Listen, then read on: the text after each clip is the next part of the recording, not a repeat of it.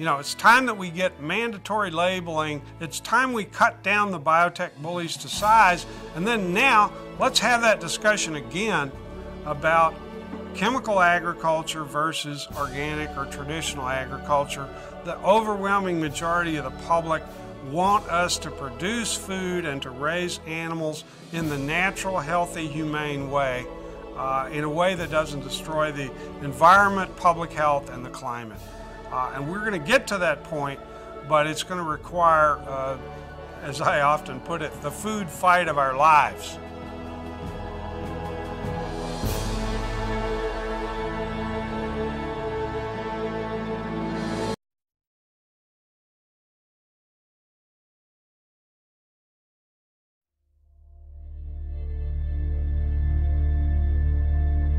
Genetic engineering is a process where scientists take genes from one species and force it into the DNA of other species.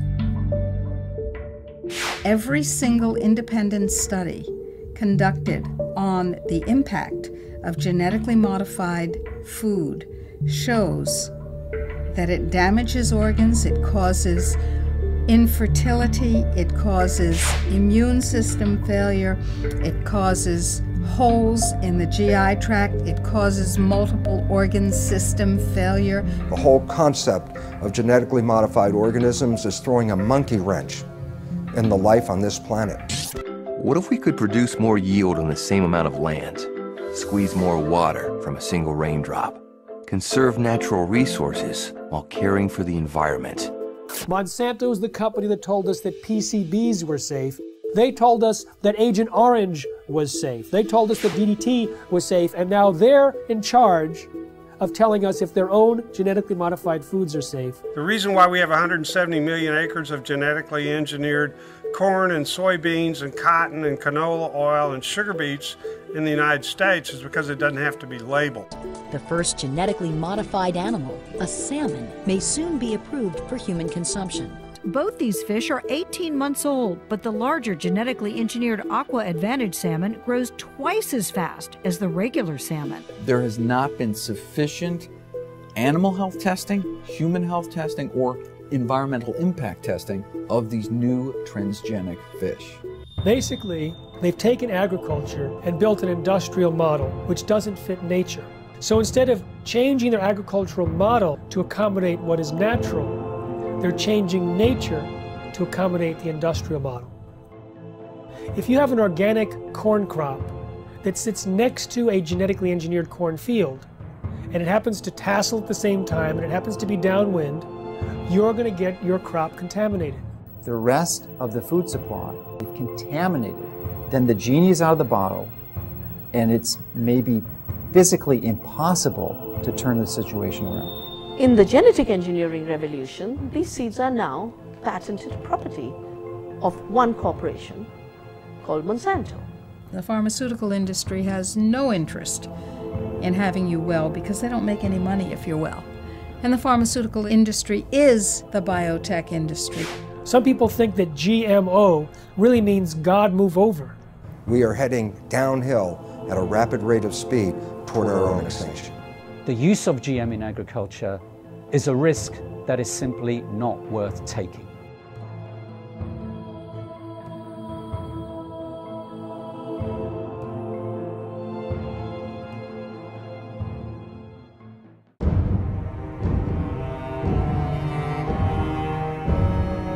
Any scientist that looks into the research or the lack of research on the safety of genetically engineered food comes to the conclusion that these foods should not be on the market. They need another decade or two of research. Monsanto is the company that told us that PCBs were safe. They were convicted of actually poisoning people in their town next to the PCB factory and fined $700 million. They told us that Agent Orange was safe. They told us that DDT was safe, and now they're in charge of telling us if their own genetically modified foods are safe. Because the FDA doesn't require a single safety study, they leave it to Monsanto.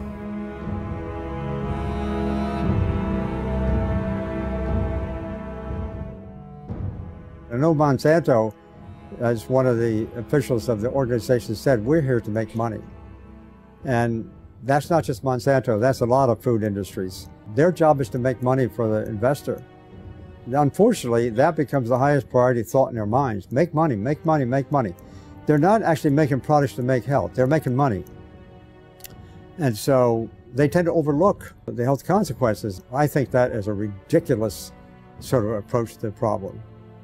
There should be some responsibility being assumed by the producer that when they're producing food, they have a reasonably good assurance that it's a good quality product. That should be the highest priority thing. And then if they can make money with that, fine and dandy. But unfortunately, it's usually the other way around. People in this sort of business are looking for opportunities to make money first priority. And then in this case, maybe letting somebody else worry about the health consequences, maybe even the public. And I think we have it upside down. That is simply upside down. Why did the FDA abdicate their responsibility to protect us? The White House had instructed the FDA to promote biotechnology under the first Bush administration. And so the FDA created a new position for Michael Taylor, Monsanto's former attorney. So Michael Taylor was in charge of policy at the FDA when this GMO policy was created, and then he became Monsanto's vice president, and under the Obama administration was put back in the FDA as the U.S. food safety czar.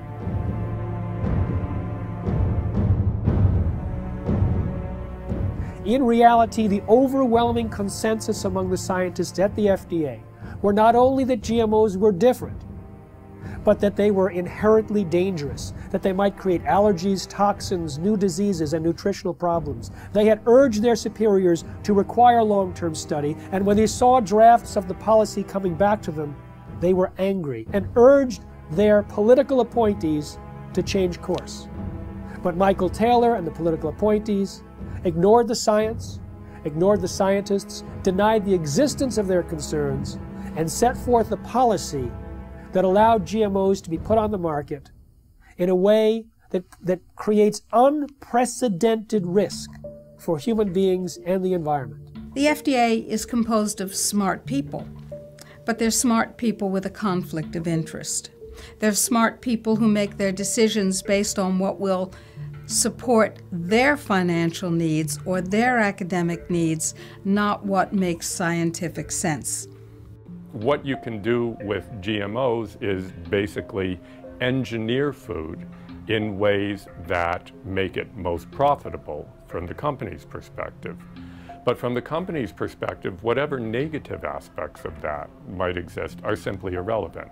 And more than being irrelevant, the company is motivated to try to suppress knowledge about those negative aspects. The company is motivated to try to suppress government attempts to regulate in relation to those negative aspects. The company is motivated to try to infiltrate government and lobby government. I mean, when you look at the Clinton administration, Bush Sr., Bush Jr., and Obama, you look at various high-ranking positions in the administrations of all of those presidents, you find people who have worked for Monsanto. Most people don't realize that Monsanto has been around for about a century. They've acquired lots of resources, and they are very clever and sophisticated. They know how the game works. They understand lobbying. They understand bribery.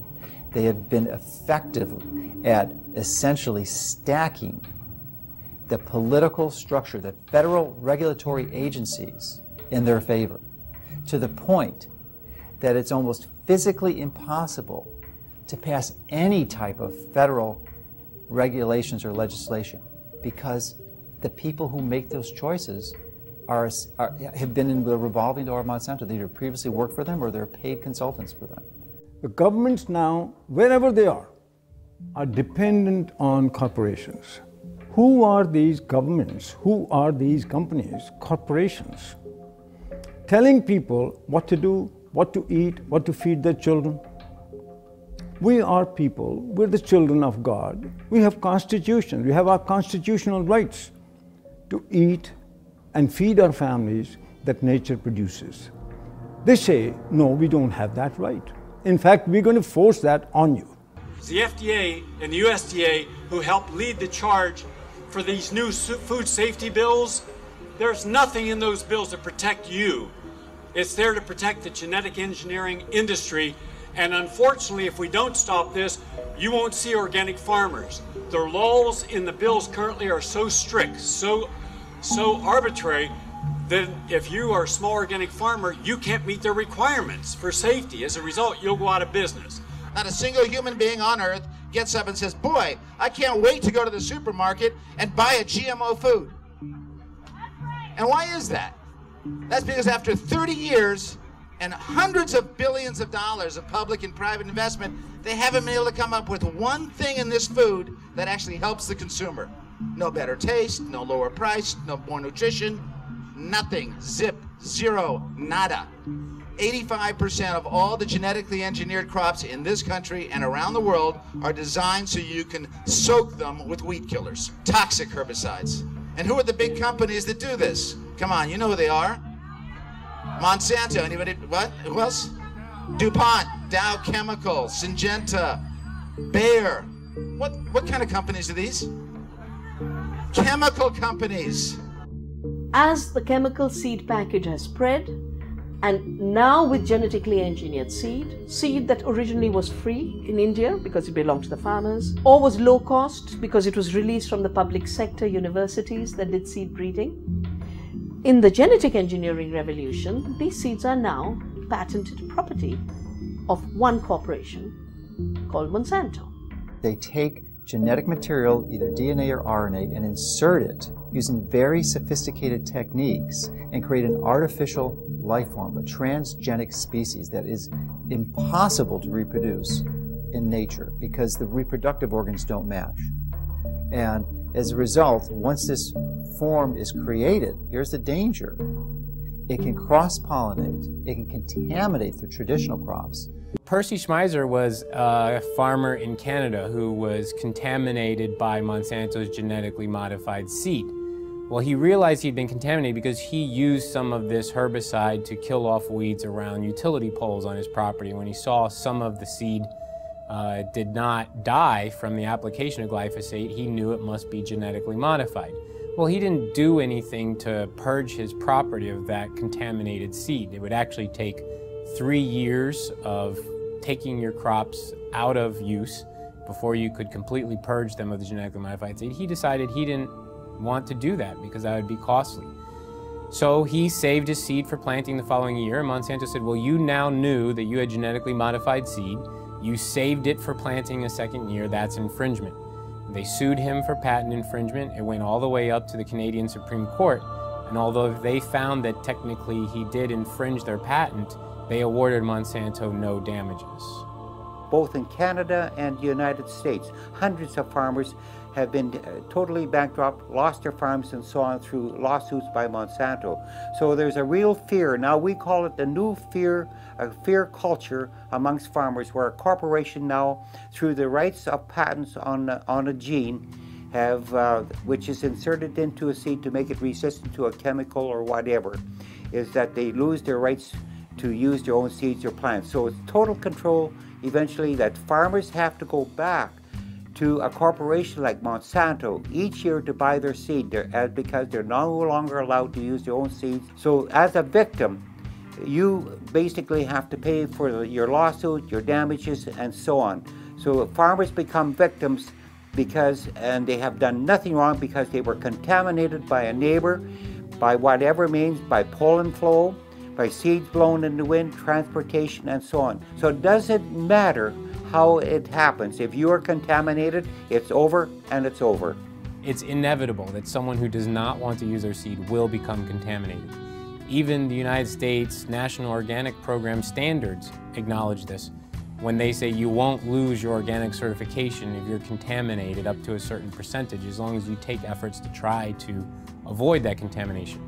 Monsanto has said that it's the responsibility of an organic farmer to use large portions of their own property to set up buffer zones to try to decrease the likelihood that they'll be contaminated by their neighbors.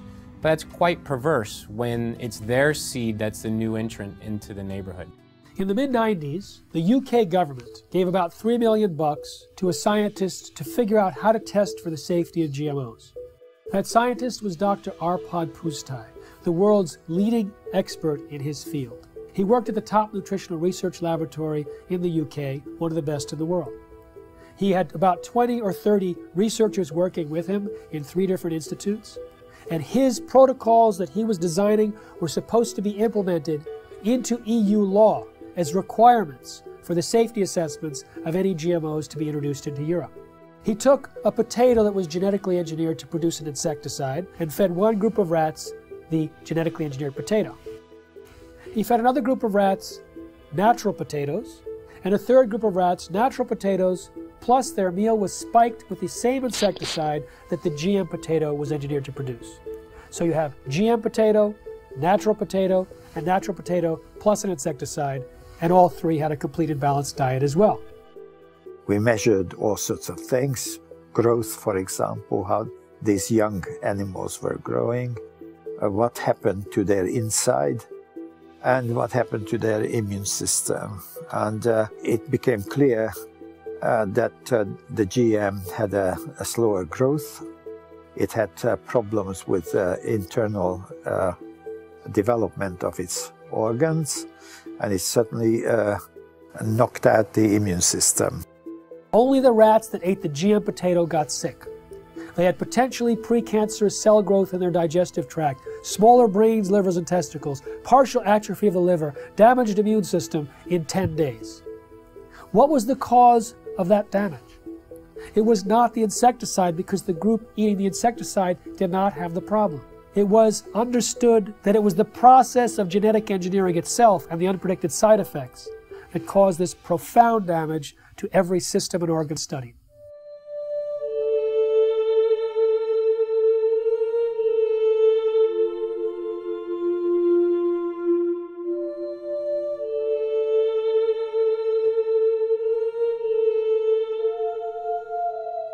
He shared his concerns about GMOs and was a hero for about 2 days at his prestigious institute. The press was going wild. Here was a main scientist who was saying that we should not treat the people as guinea pigs, and that he personally wouldn't eat GMOs from what he understood. The director of his institute received 2 phone calls from the UK Prime Minister's office.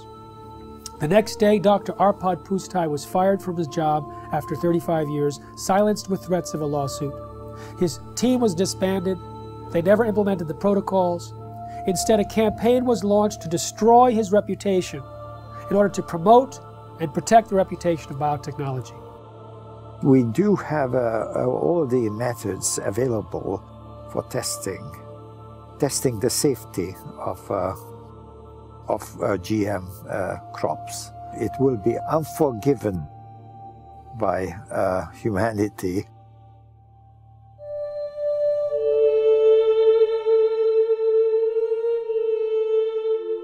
Monsanto's scientists found bacteria growing in a chemical waste dump near their factory in the presence of Roundup herbicide. Now, Roundup normally kills bacteria. This bacteria was surviving. They said, great, let's put it in the food supply. So they took the gene from the bacterium that allowed it to survive the Roundup and put it into soybeans. And now those Roundup-ready soybeans can be sprayed with Roundup herbicide, and they don't die. Just all of the other plant biodiversity in the ground dies. The active ingredient in Roundup is called glyphosate. Glyphosate was patented in 1964, not as an herbicide, but as a broad-spectrum chelator. It hugs a lot of different minerals that are needed and does not allow the plants to access them. It also destroys some beneficial microorganisms in the soil, which normally provide nutrients to the plant. It also promotes pathogenic organisms in the soil, which then overrun the plant. And so it creates weaker plants, stronger disease, and the disease does the killing. Now, what do the livestock in the United States eat? They eat largely Roundup-ready crops. Roundup-ready soy, corn, cottonseed, canola mash, sugar beet pulp, and soon alfalfa. So a huge percentage of their food intake is Roundup-ready crops. Now remember, Roundup pulls the nutrients out of the crop. It makes them unavailable. So now we have millions of livestock eating nutrient-deficient food. And what do we eat? We eat plants and we eat animals and take their milk. So It turns out it's a perfect storm now, not just for plant disease, but for animal and human disease. When 44,000 secret FDA memos were made public from a lawsuit about the subject of genetic engineering, the director of the Center for Veterinary Medicine made it absolutely clear that GMOs in animal feed had a unique danger. Toxins can bioaccumulate in animals and in their milk. And so if there were toxins in genetically modified feed, then we might have higher levels of those toxins in the animals that eat the feed or in their milk or other products from those animals. All our food, 90% of Canadian crops, American crops now are produced by genetic modification, or at least they're contaminated with genetically modified corn, genetically modified soybean, genetically modified everything. 95% of all the genetic modifications are done in order to allow the plants to survive more chemicals being sprayed on them and to allow the animals to survive more drugs being put into them. And of course what happens is that when their genes are changed, our genes are changed by consuming them, just as the superweeds and the superbugs are genetically altered by consuming them. The bug eats the plant, its genes change. The animal eats the plant, its genes change. We eat the animal or the plant, our genes change. Our babies' genes change, and the change is permanent. They do not want you to know which products you're buying in the grocery store might contain genetically engineered ingredients. They say that label would confuse consumers. And they say there's no difference between genetically modified foods and non-GMO foods. Well, that's absurd. That's what the word modified means in genetically modified. It is modified, it is different, and it is, in many ways, a threat to the health of the people of our nation and people around the world. Genetic engineering is a process where scientists take genes from one species and force it into the DNA of other species. Even though there's been very little study on the health dangers, there's been sufficient evidence of harm to cause the American Academy of Environmental Medicine to say all doctors should prescribe non-GMO diets to everyone. They say that the animal feeding studies link GMOs to reproductive problems, immune system problems, accelerated aging, organ damage, gastrointestinal distress, dysfunctional regulation of cholesterol and insulin, to name a few. If you take the gene of a cow that helps it to produce milk, that produces a hormone called the bovine growth hormone, and if you take that hormone and you start injecting into the cow, the idea here is then the cow will produce more milk. The companies like Monsanto and Eli Lilly, who invented this hormone independently, and they said there's nothing wrong in doing that because it's substantially the same hormone that the cow produces. That is wrong. Because even if you take natural bovine growth hormone and you give injections of it to cows, then the cows will get sick. Just like if you took human insulin and you started to inject human insulin back to people, they will get insulin shock, they could die. But the cow receiving this hormone will actually be sick. It'll have pus in its milk because it's producing too much milk. The teat canal of the cows will get infected, will have to be treated with antibiotics. When the Canadians were evaluating bovine growth hormone, the senior scientists there testified before the Senate that Monsanto had offered them a bribe of $1 to $2 million to approve RBGH without further study. They say documents were stolen from a locked file cabinet in the government's office, that they were being pressured to approve the drug which they thought was of questionable safety. What we have is rigged research, hijacked regulatory agencies where many people at the agency, at the FDA, that was approving this bovine growth hormone were from Monsanto. Monsanto's former attorney, 2 former researchers.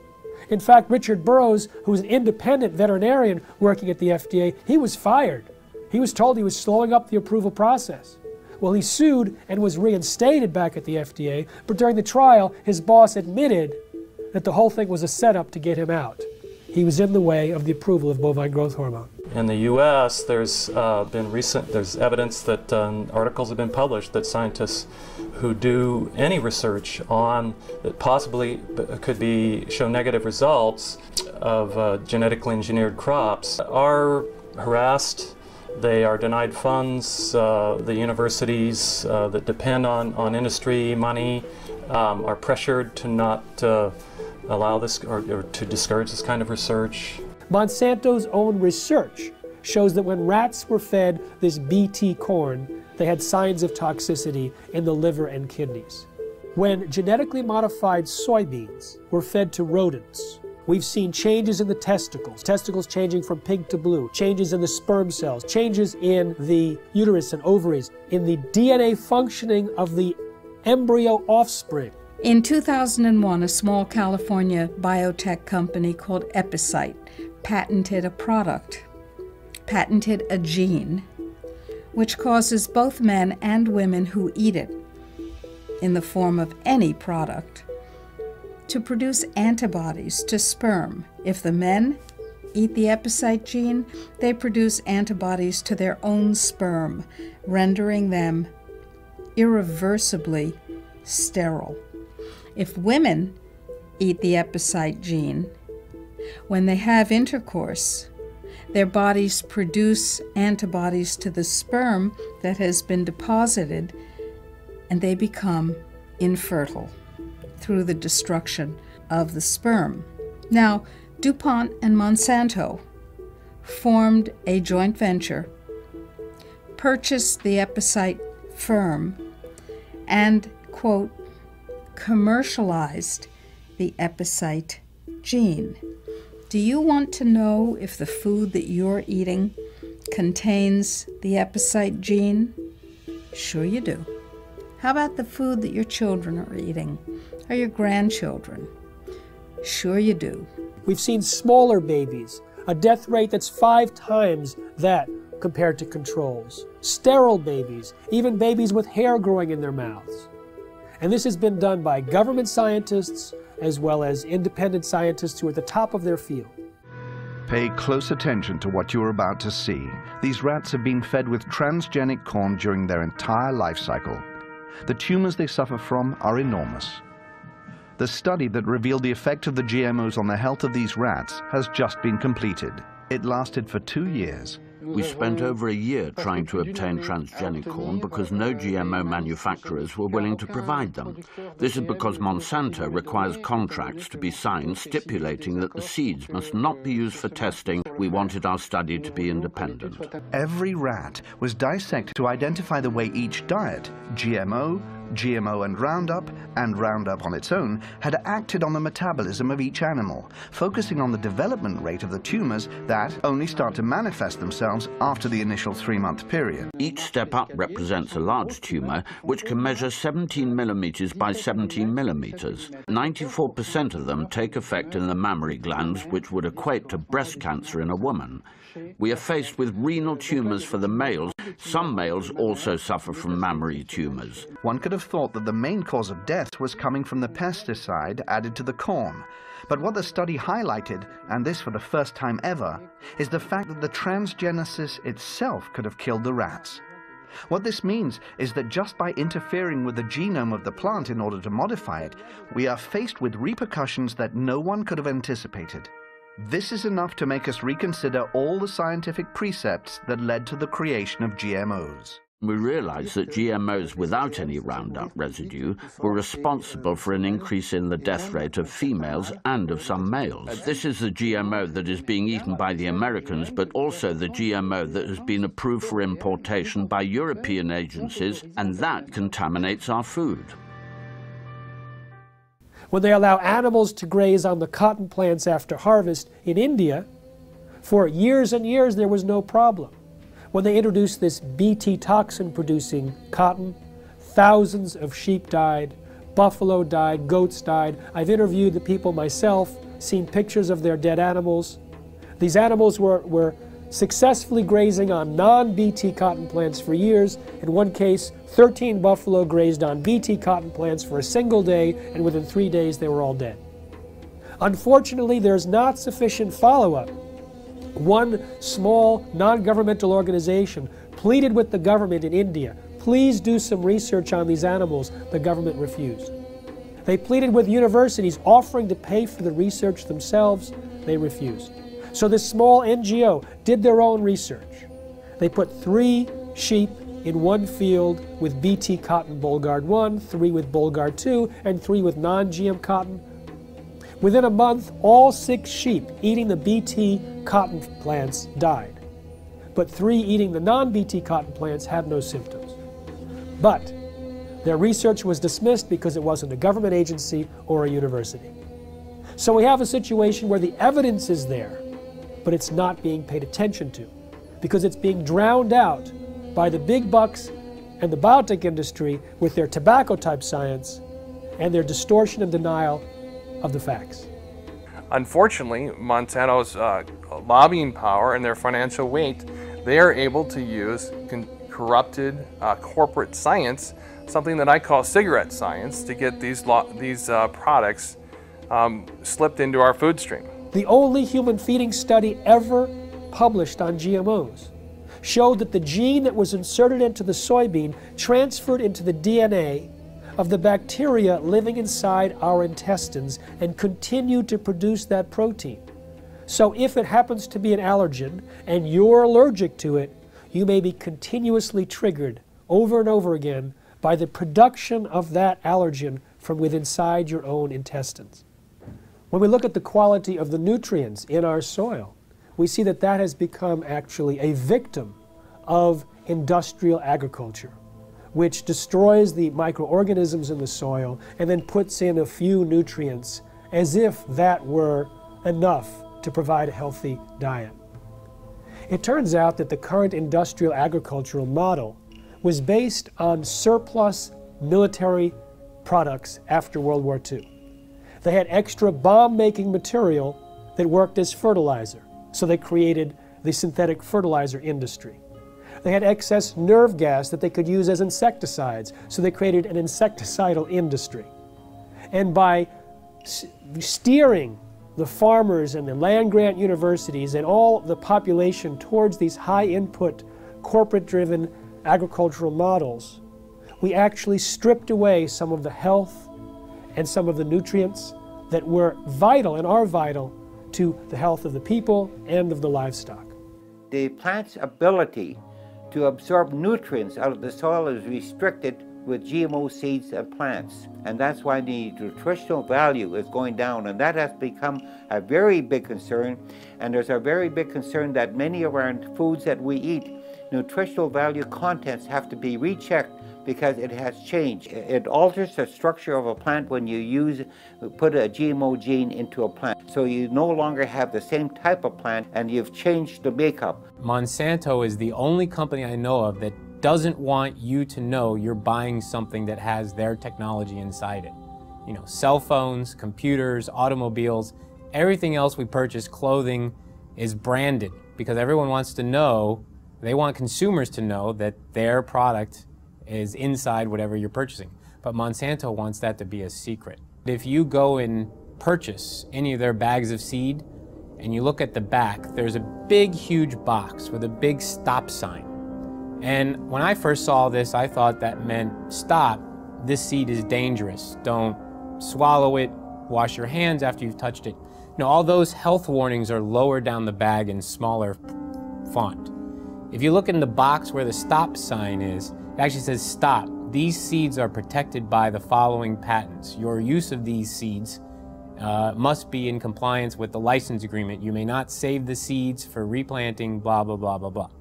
So they object to labeling of food that consumers buy, but they have no problem with labeling their own product with all of their patent numbers. So there's some things that they want the public to know and other things that they don't. Traditionally, the proponents of genetic engineering have stated that there's relatively no risk or essentially no difference between genetically engineered plants and products and conventionally raised products. Well, new studies dispute this quite widely. There was a study done last year in the Journal of Reproductive Toxicology that showed that over 93% of genetically engineered toxins were found in the blood of pregnant women and 80% in the fetuses. So this potent crop toxin is being transferred into the population. Genetically modified soybeans has as much as 7 times the amount of a known allergen compared to non-GM when the two are cooked. With corn, there's a gene that's normally shut off in corn, but it's switched on accidentally in Monsanto's corn, and that gene produces a known allergen. There's also more herbicides used on these genetically modified herbicide-tolerant crops like Roundup Ready soy, and the excessive herbicides might promote allergic-type reactions. Peer-reviewed studies show that there's an association between heavy GMO consumption and serious health problems, including asthma and food allergies. There's also a damage to the pancreas and the production of enzymes that are used for digestion in mice that are fed GM soy. If we take longer to digest proteins, then that means eating genetically modified soy might cause us to be reactive to a wide variety of foods, not just to GM soy. The real risk here, the real concern is that these threats to the food supply are validated, and there is the GE crops are the predominant crops, and they've contaminated the rest of the food supply. Then the genie is out of the bottle, and it's maybe physically impossible to turn the situation around.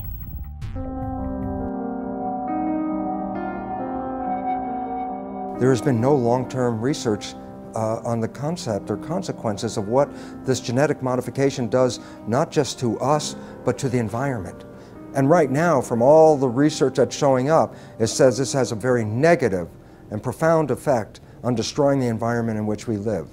So therefore, I find it senseless that the government would support and condone genetically modified foods without even having the basic research to understand the liabilities involved in creating these monster organisms and putting them into our world. The conversation in Europe and in countries in South America and in Asia is much more sophisticated in terms of its understanding of science, the importance of independent peer-reviewed science that isn't contaminated or corrupted by corporate influence.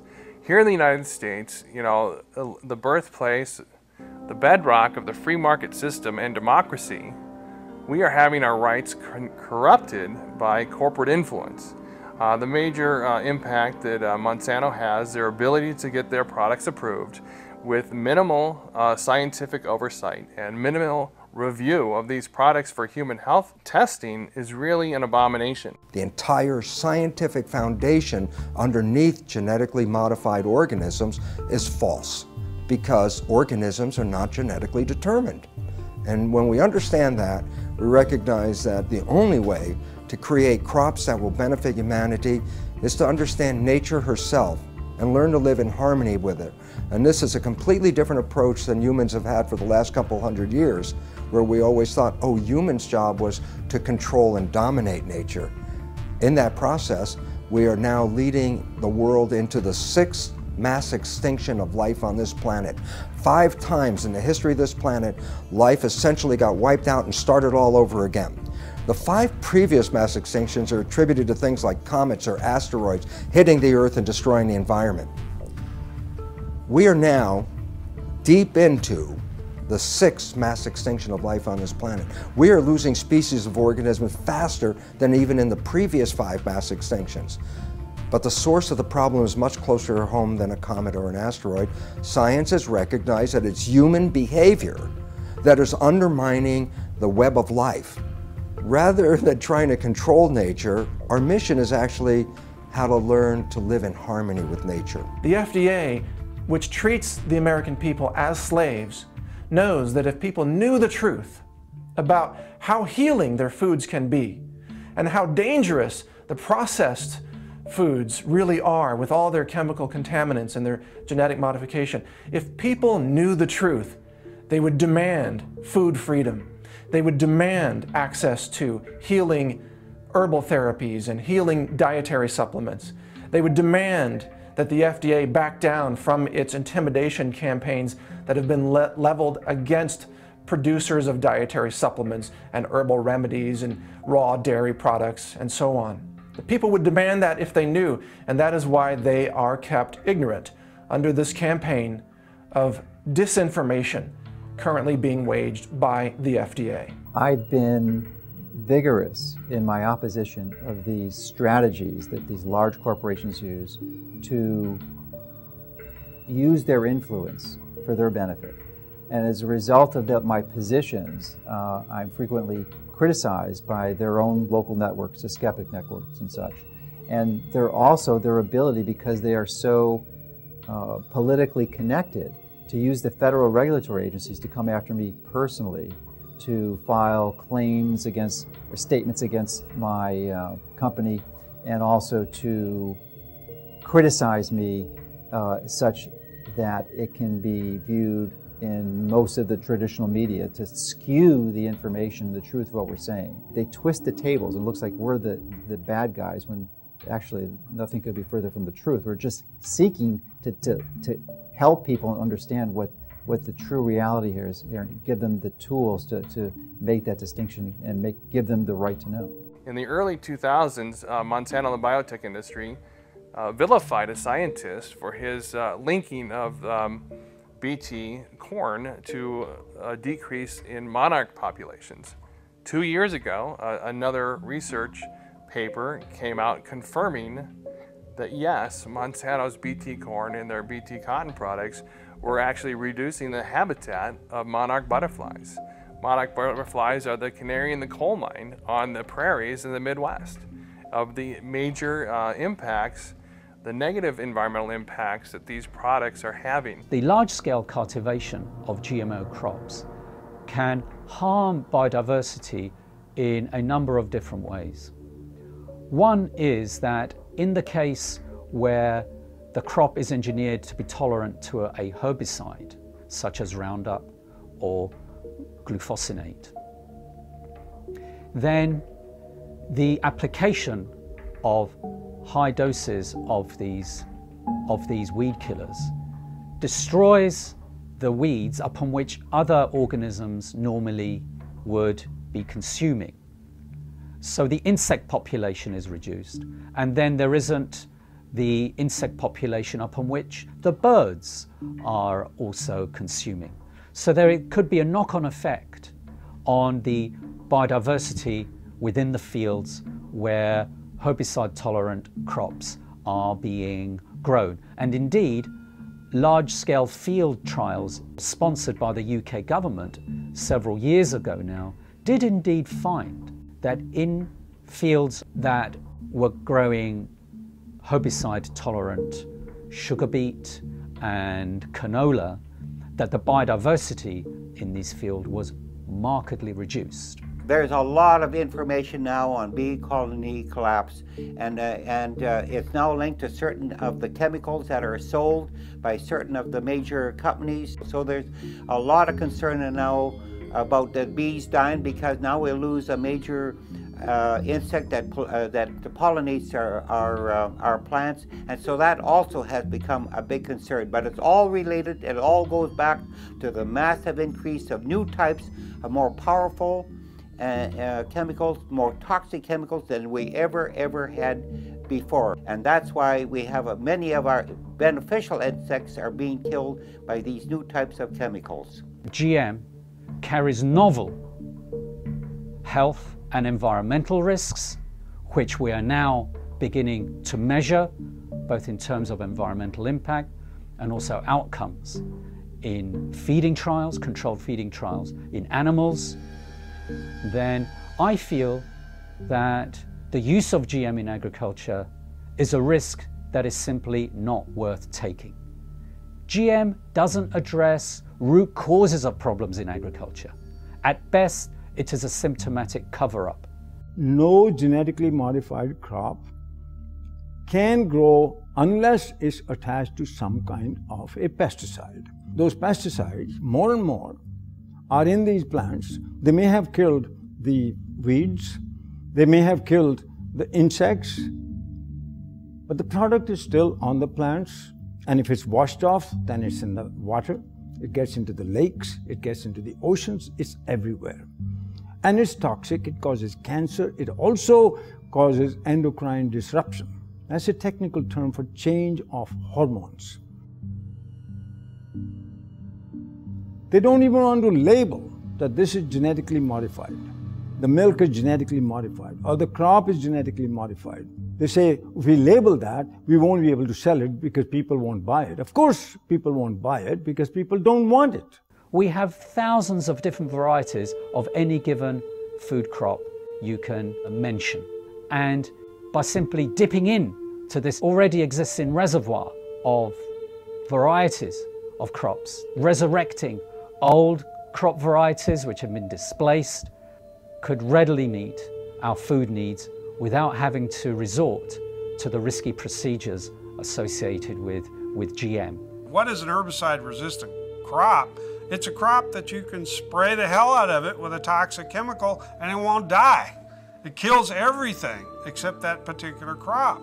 And so you have the ability not only to sell the seeds to the farmer, you're going to sell them the companion pesticide. So you get two sales for one, and they're going to have to come back to you every year and get them because once you start applying these poisons on this scale, your farmland is so devastated that to convert to organic, for example, is economically difficult. The most comprehensive analysis of GMOs shows that they actually reduce yield. But sustainable technologies, they can increase yield by an average of 79%.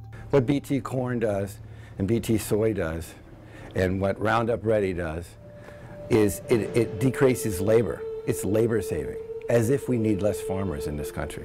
And we have a limited planet, so more people farming is the key to higher yields, not chemicals. GMOs are stealing the money away from these more appropriate technologies. We have more food per person than any time in human history. We have enough food grown to feed 11.3 billion people. What we don't have is the ability for people to access that food, and so it's not a silver bullet of increased yield that the biotech industry tries to sell us. The ISTAD report proved that organic and sustainable agriculture had the same and higher yields than conventional, chemical-intensive, genetically engineered crops. These herbicides are actually having a major impact in killing the beneficial soil microorganisms in the soil, which actually not only add to the yield gains, but also the nutritional value of these plants. Cotton production has increased in this country because of acreage, not because of the BT technology. Rice and wheat production increased in India because of irrigation acreage. Land and water account for it, not the seed and the chemicals. In fact, the seed and chemicals have created a scarcity. First, the new seeds had to be grown as monoculture, so you had less food. Today, we are importing pulses from Canada, from the United States. Very vital to a vegetarian diet. We're not growing pulses because our monocultures have no place for pulses. Pulses give you free protein. Pulses give you free nitrogen fixing. All of that was wiped out. Oilseeds, farm trees, agroforestry. The water use of this so-called Green Revolution was 10 times more compared to equivalent farming systems. One huge problem with the GMOs is that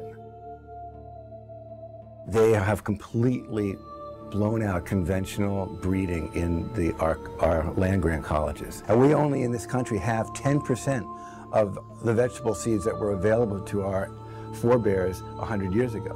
Our seed stock is going down the toilet, and we can't even use our land-grant colleges to breed in a standard way because there's no money for it. And that is a huge, huge, huge threat to the future of agriculture, to lose the skill of breeding standard, which is in fact what all that food you see on your grocery shelves, all those vegetables came from thousands of years of farmers sharing their seeds.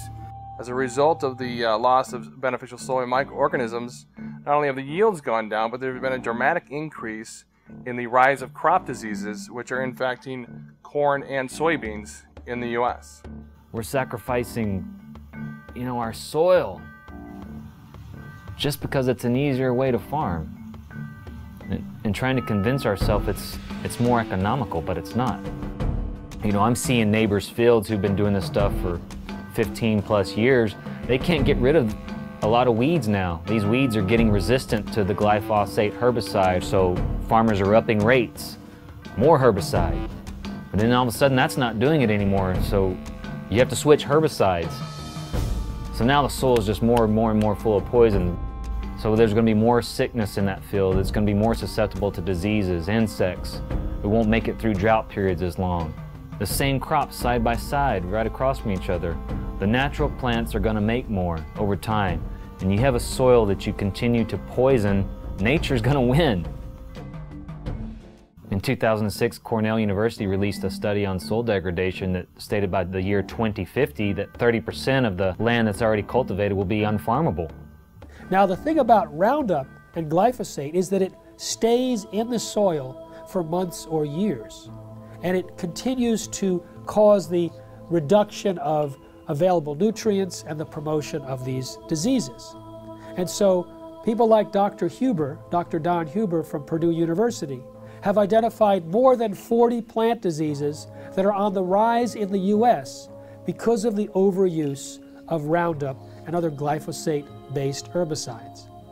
Now, it pulls these nutrients out of the food supply for months or years.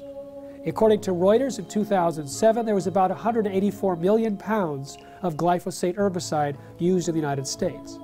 Now, that's one of many, many years, hundreds of millions of pounds, which means hundreds of millions of pounds of nutrients have been tied up and taken out of the food supply. When we have a company like Monsanto that says, I don't care what nature says, I'll create the crops that I want, and we look at what happens, we see another step, another process in our own demise. This is a very powerful enemy, a classic David versus Goliath challenge. And there's the only way we have any approach, any possibility of ever winning this thing is if we work together as a cohesive group. The whole concept of genetically modified organisms is throwing a monkey wrench in the life on this planet. And until we change that, we are heading downhill at a rapid rate of speed toward our own extinction.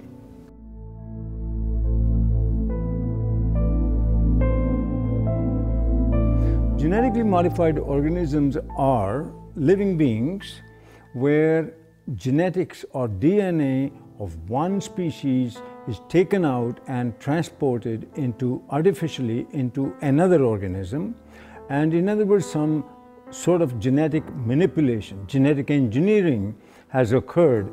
Nature, God if you like, does not permit that. You cannot take the gene of a bacteria and put it into a pig or a people or anything like that, or vice versa.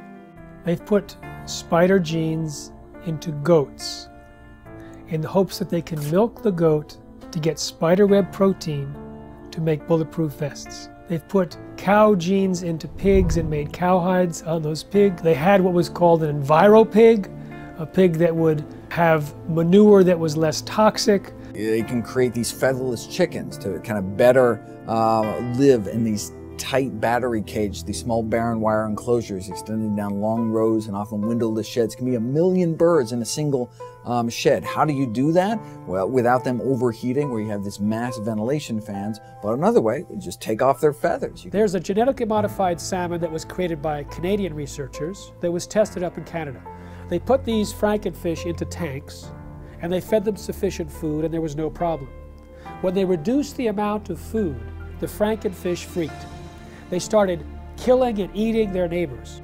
So what happens if the FDA approves these frankenfish and let's say they escape into the ocean? I don't know what's worse, the extinction of natural salmon or the roving of these frankenfish going around and killing and attacking other species and changing the whole ecosystem balance. They both have a mating advantage because they're larger, but they have a survival disadvantage. And it's that combination that, should a male transgenic fish escape into the wild, cause the rapid collapse and extinction of both transgenic and wild fish in as little as 50 generations. Scientists take genes from one species and force it into the DNA of other species. Now, the process itself creates massive collateral damage in the plant or animal, but they don't test for those changes and the side effects before they introduce, say, the crop into our food supply. DNA is the inherited material of life, and it is where genes are structured. So we inherit half of our DNA from our mothers and half of our DNA from our fathers. And within the DNA are the genes that encode for all the structures of the body. So the DNA is like a blueprint. Just like an architect has a blueprint for a building, the DNA is the blueprint for all the structures of the body. So when a gene is switched on to function, the information within that gene is being used to manufacture a protein. And that protein then builds the structure of the body. And then proteins in the form of enzymes carry out all of the chemical reactions of the body that constitute the living organism. When the GM gene is introduced into the plant, the genetic engineer has no control over where the GM gene integrates or splices into the DNA of the plant. And the effect of this is that the GM transformation process as a whole actually is very disruptive on the DNA structure and function of the organism. As a result, very unpredictable and potentially hazardous outcomes. Because if you disturb the balance of gene function, remember the gene function is controlling the structure and the biochemistry of the organism. If you disrupt the balance of gene function, you disrupt the biochemistry. And if you disrupt the biochemistry, you run the risks of creating novel toxins, novel allergies, as well as a disturbance to nutritional value. These types of outcomes resulting from the disruptive effect of the GM transformation process have been observed, are observable, and they're genuine. With our understanding of epigenetics, the new science of how environmental signals control our genes, we're introduced into the chemistry of where do the signals come from that select the genes and modify our genetic activity. Well, we used to say everything was due to the genes, but now we find there's a class of molecules called microRNA. They're very small RNA molecules, and they're found in all the cells. And these microRNA molecules are molecules that adjust the reading of our genes. And well, a new understanding has been found about the microRNA molecules. And when we eat food, the microRNA from the food is picked up by the digestive system and not broken down. The microRNA is taken into our own body intact. And now what they followed is the microRNA from food ends up in our own cells, like in our liver and other cells in our body. And these microRNAs still have the same function. They change our genetics and they change our readout of our genome. And the significance is profound. It says when you eat genetically modified foods, we are eating a new class of microRNAs that have never really been in the world before. And yet, these microRNAs are picked up by our biology and adjust our own genetics. So, in a sense, the old story, we are what we eat, actually now has a biochemical foundation. And then all of a sudden it says, if that's true, then why would you risk your life eating a genetically modified food containing microRNAs that can totally distort our own biology and cause great problems in our lives? The process of genetic modification is a completely irreversible process. Once it has been carried out, it affects the reproductive cells of the organism.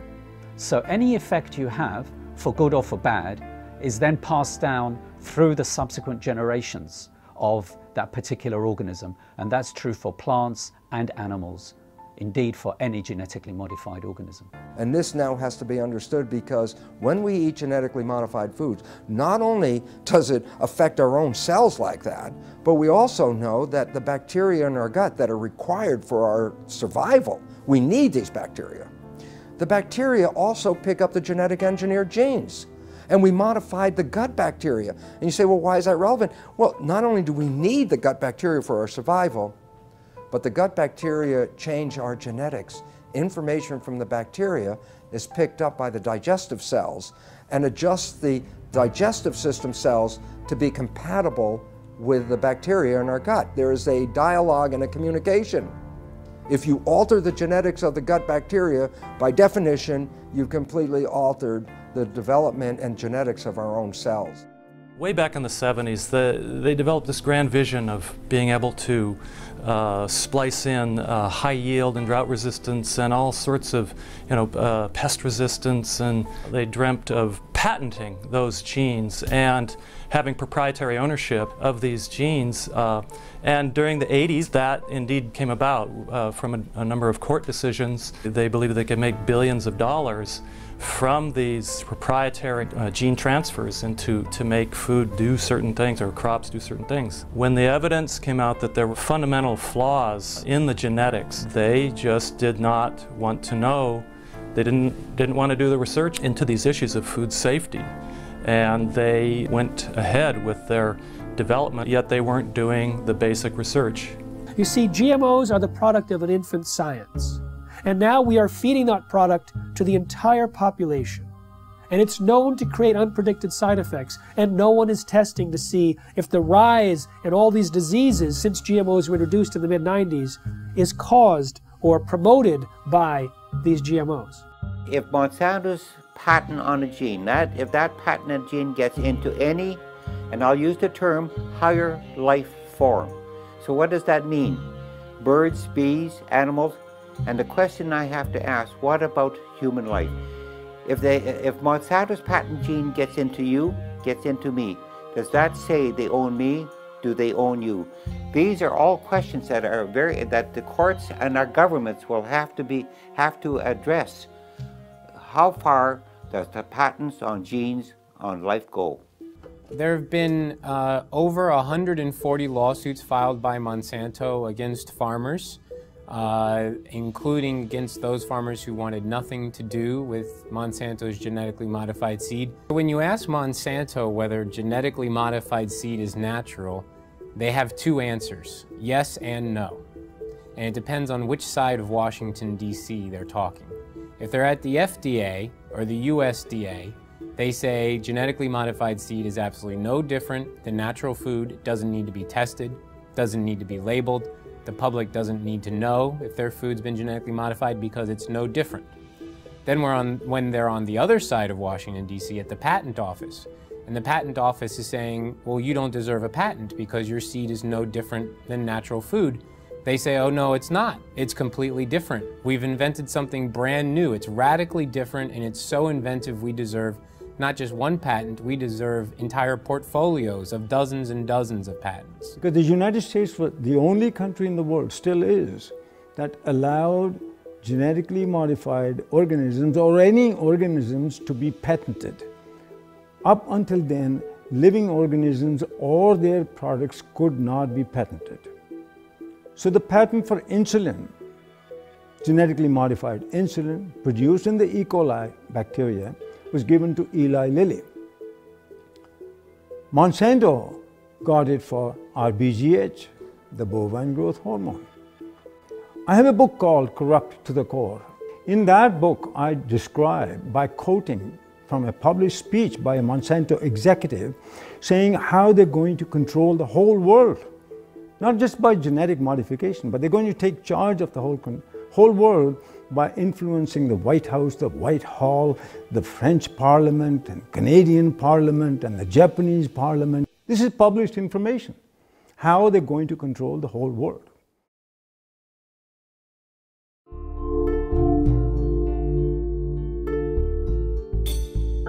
American people are beginning to become more aware and wake up to the fact that their government has been corrupted by corporations, and the food that they're feeding themselves has possibly serious human health risks. In the European Union, where labeling is required, there's almost no genetically engineered food on store shelves and restaurants. There's almost none of it planted. Today, more than 50 countries around the world allow labeling of genetically engineered foods.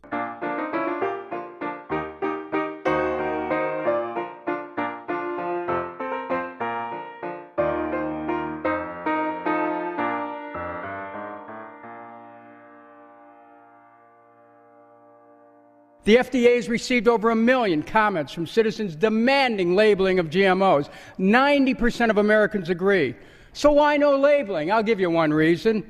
The influence and the corruption of the political process by Monsanto. If you have an organic corn crop that sits next to a genetically engineered corn field, and it happens to tassel at the same time, and it happens to be downwind, you're going to get your crop contaminated. In fact, even the seed stocks are becoming contaminated. I should have the right to be a conventional farmer. You should have the right to be an organic farmer if you're right.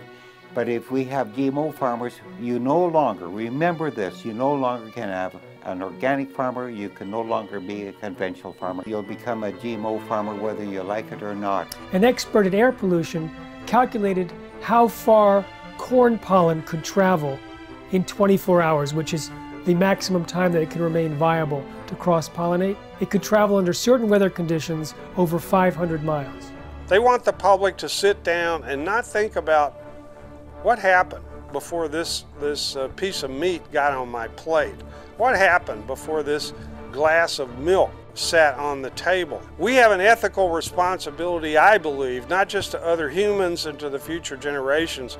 We have an ethical responsibility to all living creatures. We have increasing numbers of retarded and autistic and genetically damaged people among us. We have increasing numbers of lethal allergies and potentially lethal allergies that coincide with the introduction of genetically modified food. We have increasing amounts of autoimmune problems. We have increasing amounts of pretty much everything. The pharmaceutical industry has no interest in having you well because they don't make any money if you're well. And the pharmaceutical industry is the biotech industry, and it is the agrochemical industry. Thousands of doctors are now prescribing non-GMO diets to every patient. In fact, the American Academy of Environmental Medicine urges all doctors to do so. They evaluated the animal feeding studies and said that there's a causal relationship between GM feed and disorders. And they urged the government to put a moratorium in place on GMOs, and of course, therefore labeling. My God, we are the sickest of the major countries in the world, and we're also becoming the dumbest of the major countries in the world. And the significance about that is, what a coincidence. This is the motivation of a government, and this is exactly where we are.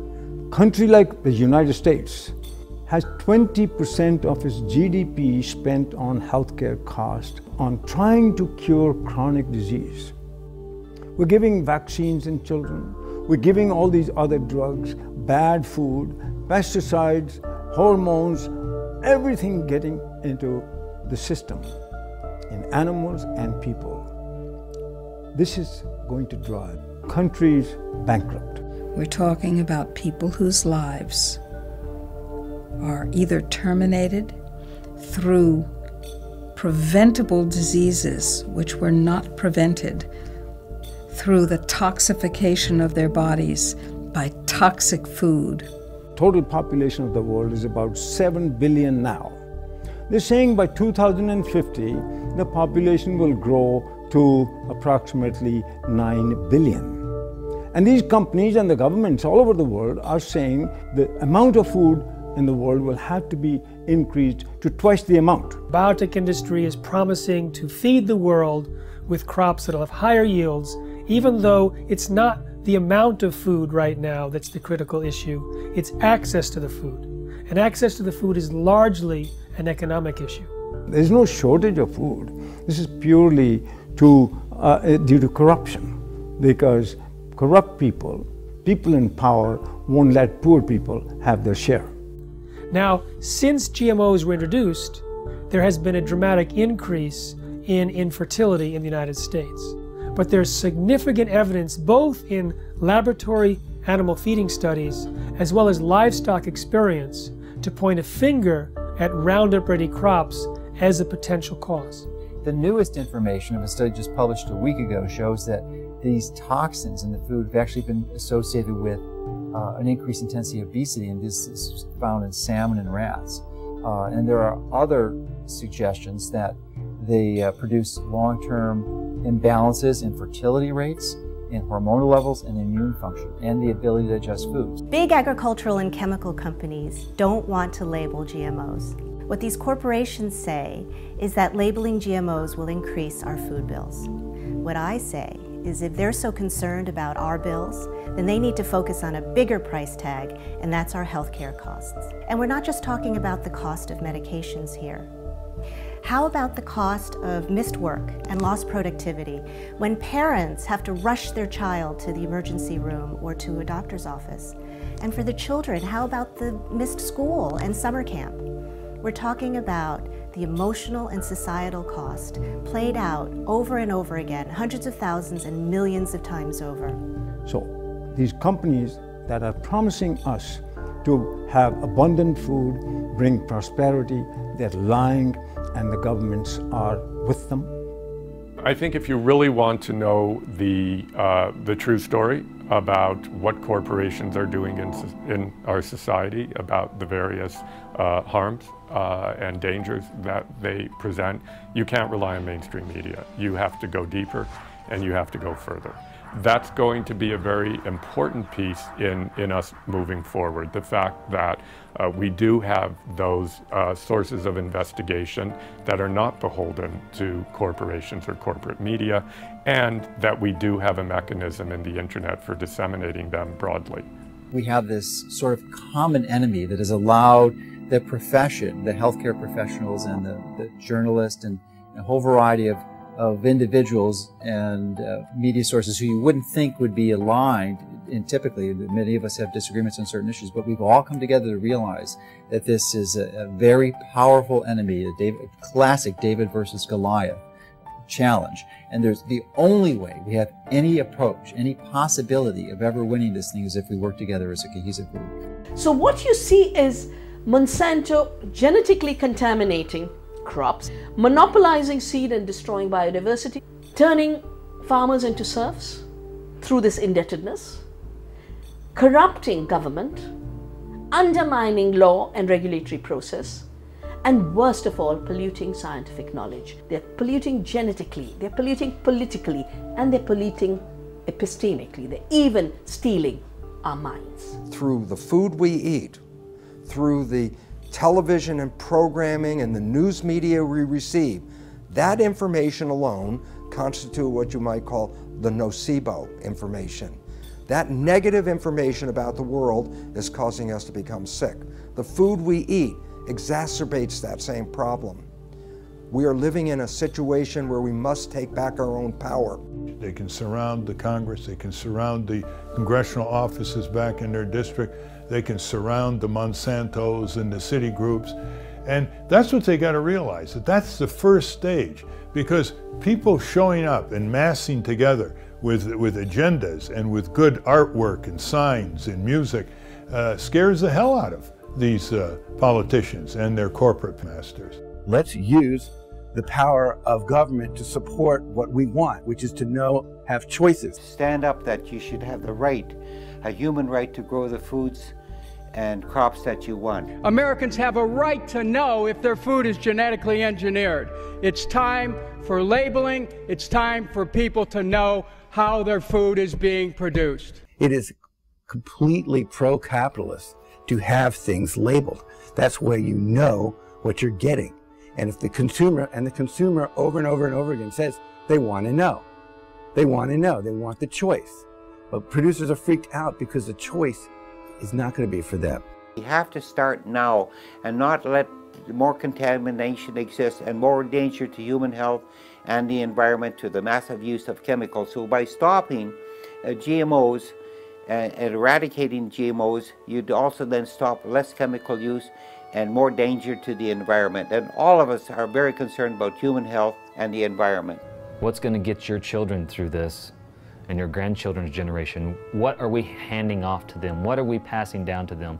If the earth is us and it's our greatest legacy, what are they inheriting? And if you care about what you put in your body, you'll create as much of your own food supply as you can while you still can. Save seed, grow heirloom foods without any chemicals. I mean, there's dozens, if not hundreds, of of methods and ways that we can go about correcting this and preventing this, but we have to start making those changes now. It's very important to be an organic farmer for the future of our children and our grandchildren and even ourselves in the food that we eat. Don't give up your rights, our human rights to this. If what's important to you is what goes into your body and what your health is now and will be, then you have to become activated. But to do that, we have to recognize there's a new science. And that new science completely pulls the foundation out under the conventional science of genetics and GMOs. That science is false and destructive. And the wake-up call is knowledge. Knowledge is power. Lack of knowledge, a lack of power. And what this world is suffering from now is a lack of knowledge, because we do have knowledge. We have knowledge that says how we can thrive, live to a ripe old age of over 100 very easily, and enjoy the experience of being on this beautiful planet. In most Native American cultures, their beliefs or their concepts were based on, will this last for 7 generations? Whereas we're asking, what can get me through this year economically? 1 year, 12 months. That's one of our greatest problems right now, is to leap over that barrier, that mentality. Globalization has happened, it's here. But its effects have to be reversed. Globalization in a good way, where people learn about each other, people learn about each other's religions, to tolerate each other's spirituality, work together, work in nature, work with God. Because it's time for us to re-empower our lives. For 10,000 years, humans grew crops without chemicals. You know, it's time that we get mandatory labeling. It's time we cut down the biotech bullies to size. And then now, let's have that discussion again about chemical agriculture versus organic or traditional agriculture. The overwhelming majority of the public want us to produce food and to raise animals in the natural, healthy, humane way, in a way that doesn't destroy the environment, public health, and the climate. And we're going to get to that point, but it's going to require, as I often put it, the food fight of our lives.